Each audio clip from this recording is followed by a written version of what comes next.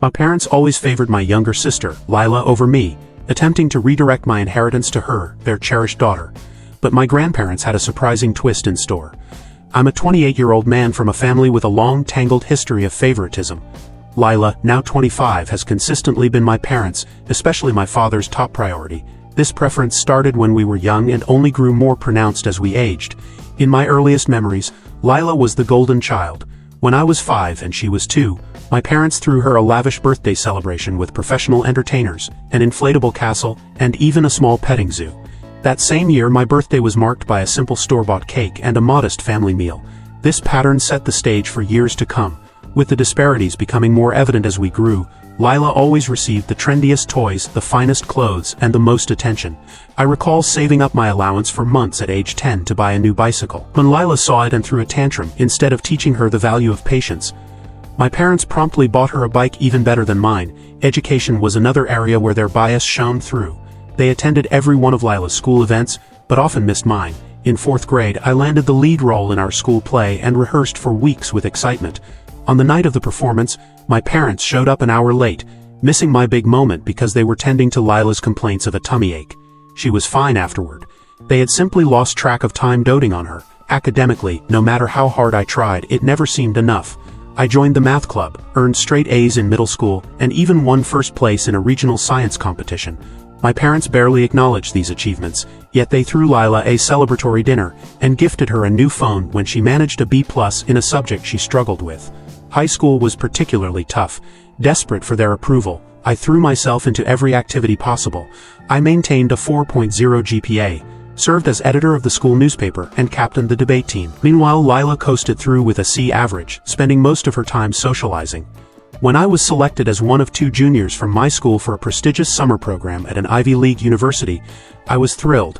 But when I shared the news at dinner, my father muttered something dismissive and shifted the conversation to Lila's upcoming dance recital. My mother offered a brief "that's nice" before moving on. The night of Lila's recital coincided with my departure for the program, and my parents prioritized her event, leaving me to arrange a ride to the airport with a friend's family. The college application process was another painful chapter. I spent months perfecting essays, excelling in extracurriculars, and preparing for standardized tests. I earned acceptances to top-tier schools and a significant scholarship to my dream university. When I shared this at dinner, my parents' response was lukewarm. "That's good, but don't let it go to your head. College isn't everything," my father said. My mother added, "Just don't forget about us when you're off being a big deal." Meanwhile, when Lila barely graduated high school and chose not to pursue college, my parents praised her for knowing herself and defying societal expectations. They even bought her a car as a graduation gift, something they never did for me. This persistent favoritism took a heavy emotional toll. Through my teens and early 20s, I struggled with anxiety and depression. Therapy during college helped me realize that my parents' actions weren't my fault. It took years to rebuild my self-worth and learn to validate myself without their approval. Despite their lack of support, I built a solid life. By the time I graduated college with honors, I had landed a good job in finance and bought my own house by 27. I'm proud of my accomplishments, even if my parents aren't. This brings us to the current drama. My grandfather on my father's side passed away recently. A successful entrepreneur who built his wealth from nothing, he left behind a substantial estate. In his will, he divided his assets equally among his grandchildren, myself, Lila, and our cousins, as well as his children, including my father. My share of the inheritance was significant, around $500,000.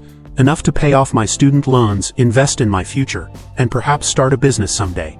I was overjoyed at the possibilities this windfall offered. When the will was read, my parents were visibly upset. They pulled me aside afterward and argued that it was unfair for me to receive an equal share. Lila, who lives in their basement and works part-time at a cafe, needed the money more, they said, because she was struggling. Stunned but composed, I pointed out that Grandpa made this decision, and they had no right to question it. They pressed me to do the right thing and give my share to Lila. When I refused, they began guilt-tripping me, calling me selfish and ungrateful. My father listed every instance they'd helped me, like paying for my medically necessary braces while I worked part-time to contribute, buying minimal school supplies, or letting me live at home during college. He conveniently omitted the car they bought Lila, the countless shopping sprees, and their ongoing support for her at 25. the situation escalated. As the executor of the will, my father declared he'd handle things his way. He announced he'd reinterpret Grandpa's intentions and give my entire share to Lila, claiming Grandpa would have wanted this if he'd known our unique circumstances. I was devastated, not just by the illegality of his actions, but by the painful reminder of how little my parents valued me. I argued that Grandpa had always treated his grandchildren equally and knew our family dynamics. My mother accused me of disrespecting Grandpa's memory by suggesting he'd want anything other than what my father proposed. I brought up memories of Grandpa supporting my academic and career goals, but my parents dismissed them as misinterpretations. They claimed Grandpa had privately worried about Lila's future and wanted her taken care of. When I asked why he hadn't written the will that way, they had no answer. Lila, meanwhile, seemed uncomfortable but didn't challenge our parents. When I spoke to her privately, she shrugged and said, "Mom and Dad know what's best." She clearly wasn't going to help. Feeling betrayed and hurt, I turned to my paternal grandmother, Grandpa's widow, for advice. She was furious when she learned what was happening. She revealed that years ago, my parents had pressured Grandpa to leave everything to Lila. He'd adamantly refused, insisting all his grandchildren be treated equally. He even included a clause in his will stating that anyone contesting the equal distribution would forfeit their share.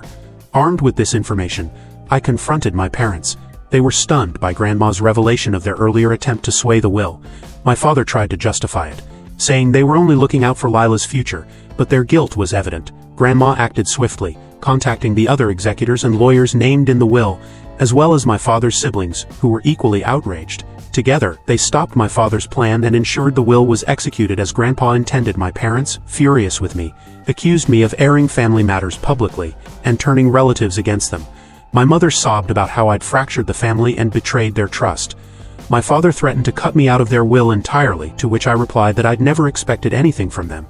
They warned they'd cut off contact if I accepted the inheritance, and even said I'd no longer be welcome in their home. In a particularly cruel jab, my mother claimed my acceptance of the money proved I never loved them and was only after their wealth. The conflict has divided the extended family. Some cousins support me, aware of the lifelong favoritism and proud of my stand. Others believe I should have conceded for the sake of family harmony, prioritizing peace over money. My father's siblings are firmly on my side, but this has strained their relationship with my parents. Lila is stuck in the middle. She privately admitted she felt bad and hadn't asked for this, but she's too conditioned to rely on our parents to challenge them. I don't fully blame her, but I wish she'd support me just once. This ordeal has resurfaced old pain and resentment, bringing back memories of overlooked birthdays, missed school events, and unacknowledged achievements. It feels like a culmination of a lifetime of unfair treatment. Despite the family rift, I'm determined to claim my inheritance as Grandpa intended. My parents barely speak to me now, and family gatherings are tense. I skipped our monthly family dinner last week, unable to face their cold stares and accusations. Yet, amidst the stress, I feel a sense of empowerment. For the first time, I'm standing up to my parents' unfair treatment, asserting my worth and refusing to be sidelined. It's both terrifying and freeing. Still, the family conflict is exhausting, and my anxiety, dormant since college, has resurfaced. I'm considering therapy to cope. Am I wrong for defying my parents and claiming my inheritance? Should I have given Lila the money to keep the peace? I'm tired of being the family scapegoat, but I fear losing them entirely. Any advice or perspective would be greatly appreciated. A lot has happened since my original post, and I'm grateful for the support and advice that helped me stay resilient. First, the legal side. I heeded warnings and hired my own attorney, who confirmed my right to the inheritance and that my father's actions were illegal. He helped me document everything and prepare for potential legal action. Thankfully, it didn't come to that. My grandmother, along with my father's siblings and their lawyers, resolved the issue out of court. I received my full share and the will was executed as Grandpa intended. My father was removed as executor for attempting to manipulate the will. It was a grueling process involving tense meetings and heated calls. But the law was clear, and my parents had to relent. The family divide remains deep. My parents initially doubled down, accusing me of greed and disloyalty to Lila.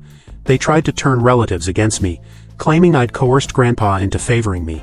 Most of the family saw through their lies. A particularly ugly incident occurred at a family gathering hosted by my aunt. My parents showed up uninvited and caused a scene. My father shouted that I'd stolen from Lila and turned Grandma against them. My mother threw an old photo album at my feet, claiming I'd ruined those memories. It was chaotic and humiliating, but family members intervened and my parents were asked to leave. Grandma has been my rock. She shared how Grandpa always admired my achievements and wanted all his grandchildren to have equal opportunities. She revealed he kept a scrapbook of my successes. newspaper clippings of awards, copies of college acceptance letters, even the program from the play my parents missed. This was both heartbreaking and validating. Grandma also rallied the family, hosting a meeting without my parents to recount the history of their favoritism, including incidents I'd forgotten or never knew. Having someone acknowledge the injustice I'd faced for years was healing, though it reopened old wounds. Lila, to my surprise, found her voice. After soul-searching and talks with Grandma, she apologized for not supporting me sooner. She admitted our parents' favoritism was wrong but said she'd been too scared to challenge it. We had deep emotional conversations about our childhoods and how they shaped us. Lila shared that being the favorite wasn't as great as it seemed. She never learned independence and felt pressure to meet our parents' expectations. She recounted times she wanted to do things on her own, but our parents intervened, stunting her growth. These talks marked a turning point in our relationship. We now meet regularly for coffee, rebuilding our sibling bond. Lila shocked everyone by using her inheritance to fund college, inspired by my stand to take control of her life. She enrolled in a community college, aiming to transfer to a 4-year university. Our parents were stunned, realizing their coddling hadn't helped her. My parents' reactions have been mixed. They initially lashed out, trying to guilt Lila into dropping out to support the family and blaming me for turning her against them. When that failed, their approaches diverged. After talks with Grandma and seeing Lila's progress, my mother began to see the harm of their favoritism. She started therapy and reached out to apologize, asking for a chance to make amends. It's a slow process, and I'm cautious but hopeful, setting clear boundaries. My father, however, remains unapologetic, viewing himself as the victim. He's distant with Lila since she chose college and barely speaks to me. He's made manipulative threats, like selling our childhood home or demanding we admit fault to be forgiven. It's painful, but we're standing firm. The extended family dynamic has shifted. I've grown closer to my father's siblings and Grandma, who've shared their own struggles with my father's behavior. I've also bonded with supportive cousins, starting a monthly cousin dinner to catch up without drama. I've used my inheritance wisely, paying off student loans, investing with a financial advisor, and setting aside funds for a potential community center offering affordable mental health services and financial literacy programs. The most meaningful use has been funding therapy for myself and Lila, helping us heal from childhood neglect and set boundaries with our parents.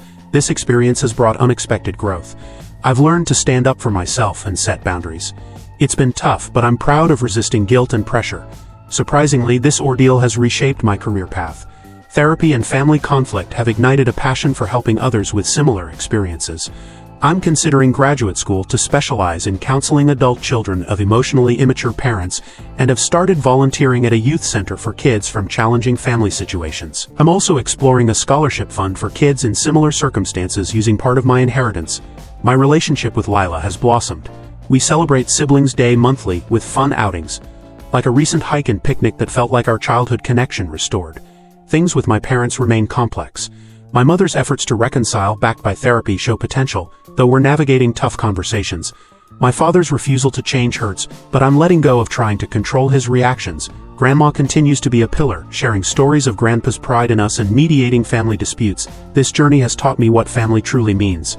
I've built a chosen family of supportive friends, aunts, uncles, and cousins.